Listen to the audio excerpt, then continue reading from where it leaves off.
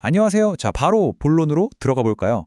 오늘 해설 시간에서는 다소 뜬구름 잡는 소리처럼 들릴 수 있는 철학적 아이디어를 내일 당장 써먹을 수 있는 아주 실용적인 삶의 무기로 바꿔볼 겁니다. 존 듀이의 창발적 자연주의라는 이름은 꽤 거창한 주제를 다룰 건데요. 걱정 마세요. 철학책 한번 펼쳐본 적 없는 분들도 아하 하고 무릎을 탁 칠 수 있게 제가 아주 명쾌하게 쪼개서 설명해 드리겠습니다. 여러분, 혹시 이런 생각 해보신 적 있나요? 도대체 왜 우리는 항상 마음과 몸을 따로 놀게 내버려 둘까? 머리로는 오늘부터 다이어트 해야지 굳게 다짐해놓고 정신 차려보면 손은 이미 야식을 뜯고 있는 나 자신. 다들 한 번쯤은 겪어보셨죠? 우리는 보통 이성적인 판단은 아주 고상하고 믿을 만한 걸로 치면서 몸의 감각이나 감정은 어떻게든 통제해야 할 불순물처럼 취급하잖아요. 수세기 동안 우리를 괴롭혀온 이 묘한 내적 갈등, 그 진짜 원인을 파헤치려면 아주 오래된 과거의 철학자들을 잠깐 소환해봐야 합니다. 과거의 위대한 사상가들, 그러니까 데카르트나 칸트 같은 분들은 세상에 아주 거대하고 견고한 벽을 하나 세워버렸습니다. 그 유명한 이원론이죠.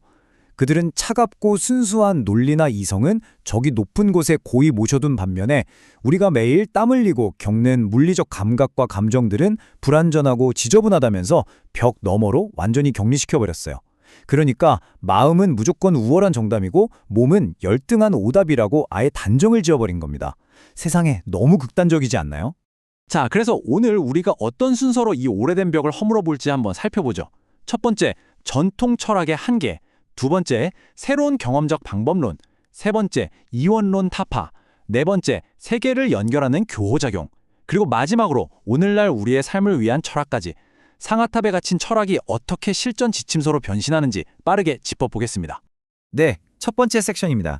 전통 철학의 치명적 한계. 그 똑똑했던 옛날 사상가들이 도대체 어떤 근본적인 실수를 저질렀는지부터 바로 확인해보죠.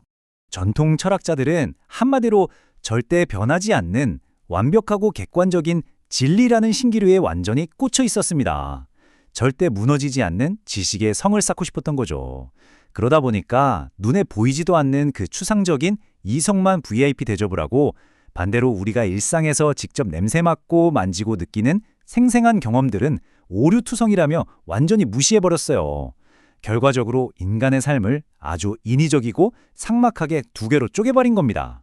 뒤에는 이걸 콕 집어서 철학적 오류라고 불렀습니다. 이게 뭐냐면요. 본래 하나로 착 달라붙어 있는 마음과 몸을 억지로 뜯어내서 서로 멱살 잡고 싸우게 만든 다음 자, 봐봐. 이쪽이 훨씬 우월해. 라고 편을 드는 치명적인 실수라는 거죠. 선의에서 시작했을지 몰라도 하나로 이어진 우리 현실을 억지로 토막내서 대립하게 만든 것. 이것이 바로 전통 철학에 남긴 가장 큰 골칫거리였습니다. 두 번째 섹션, 경험을 신뢰하는 새로운 방법론입니다. 이 어처구니 없는 오류를 파악한 뒤는 완전히 방향을 틀어서 새로운 판을 짜기 시작합니다. 이 두 가지 방식의 차이를 한번 비교해 볼까요? 칸트 같은 철학자들이 관찰할 수도 없는 그 절대적 진리를 찾겠다고 상아탑 꼭대기를 헤매는 선험적 방법을 썼다면요. 듀이는 아예 상아탑 문을 박차고 밖으로 걸어 나왔습니다. 그는 흙먼지 풀풀 날리는 우리의 진짜 복잡한 일상을 깨닫는 경험적 방법을 강력하게 주장했죠. 과거 철학에서는 감각이 못 믿을 사기꾼 취급을 받았다면 듀이의 세계에서는 진짜 지식을 얻기 위한 가장 든든하고 필수적인 동맹군으로 신분 상승을 하게 됩니다. 듀이는 이렇게 딱 잘라 말했습니다. 지식은 결코 구경꾼의 한가로운 관조가 될 수 없다. 무슨 말이냐면요. 세상에서 한 발짝 뒤로 물러나서 팔짱 딱 끼고 생각만 한다고 세상이 이해되는 게 아니라는 아주 뼈 때리는 일침입니다. 진짜 지식을 원하신다고요? 그럼 당장 소매 걷어붙이고 현실 환경과 적극적으로 부딪히고 뒹굴고 관여해야 한다는 뜻이죠. 자, 이어서 세 번째 섹션입니다. 이원론 타파. 이렇게 경험을 굳게 믿는 태도가 어떻게 그 지긋지긋한 마음과 몸 사이의 벽을 산산조각 내는지 한번 확인해 보겠습니다. 여기서 듀이의 주장은 진짜 파격적입니다. 찢어진 마음과 몸을 억지로 다시 이어붙이려고 끙끙댈 필요조차 없다는 거예요. 왜냐고요? 애초에 마음과 몸은 서로 다른 섬에 떨어져 존재한 적이 단 한 번도 없었기 때문입니다. 둘이 분리되어 있다는 생각 자체가 앞서 말씀드린 그 낡아빠진 철학적 편견이 우리 머릿속에 심어놓은 거대한 착각이었던 겁니다. 자, 그럼 분리된 게 아니라면 도대체 뭘까요? 여기서 듀이는 우리에게 교호작용이라는 아주 멋진 개념을 던져줍니다. 이건 당구공 두 개가 탁 하고 부딪히고 끝나는 그런 단순한 게 아니에요. 추운 겨울에 밖에 나가면 우리 몸이 자연스럽게 움츠려들고 다시 우리가 난로를 피워서 방안을 따뜻하게 바꾸듯이 인간과 환경이 끊임없이 서로의 모습을 빚어내는 아주 깊고 끈끈한 춤과 같습니다. 그러니까 여러분과 이 세상은 서로를 끊임없이 변화시키는 공동 창작자인 셈이죠. 네 번째 섹션, 세계를 연결하는 교호작용입니다. 듀이가 이 조각나고 병든 세계를 어떻게 완벽하게 연결된 건강한 세계로 치유하는지 그 핵심을 짚어보죠. 세상을 꿰매기 위해서 듀이는 연속성이라는 아주 강력한 시를 꺼내듭니다. 자전거 페달을 힘차게 밟는 육체적인 활동과 자리에 앉아서 복잡한 수학 공식을 푸는 정신적인 활동 사이에 무슨 건널 수 없는 큰 강이 있는 게 아니라는 뜻이에요. 이 둘은 정확히 하나의 연속된 선 위에 있고 우리가 아는 모든 물리적, 정신적 경험은 물 흐르듯이 아주 자연스럽게 다음 경험의 밑거름이 됩니다. 모든 경험은 후속 경험의 질을 변화시킨다. 성장은 이 연속성의 가장 좋은 예다. 와, 정말 통찰력 있는 문장 아닙니까? 이 끊임없는 경험의 흐름 덕분에 우리가 무언가를 배우고 성장한다는 건 단순히 머릿속에서 일어나는 지적인 놀이가 아니게 됩니다. 그건 나를 둘러싼 이 세상에 온몸으로 부딪히며 살아 숨쉬고 적응해 나가는 생물학적인 진화, 바로 그 자체인 거죠.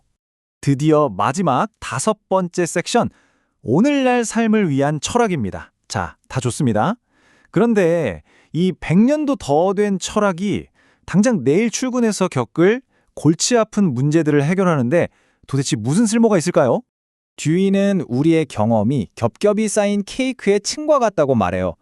1단계인 1차적 경험은 뜨거운 냄비를 만졌을 때 뜨거워 하고 느끼는 것처럼 세상과 직접 몸으로 부딪히는 겁니다.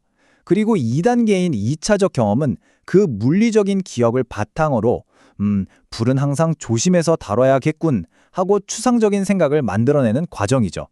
즉, 여러분 머릿속에서 번뜩이는 그 어떤 고차원적인 아이디어라도 결국은 세상 흙바닥을 뒹굴면서 얻은 물리적인 경험에서 태어난다는 확실한 사실입니다.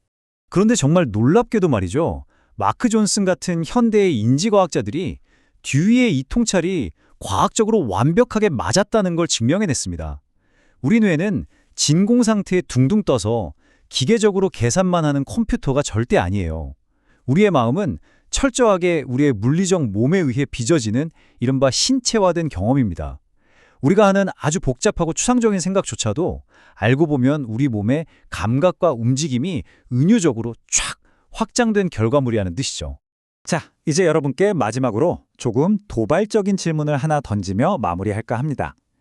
여러분의 마음과 몸을 서로 못 잡아먹어서 안달인 원수가 아니라 완벽하게 하나로 이어져서 찰떡같이 협력하는 단 하나의 도구로 바라본다면 어떨까요?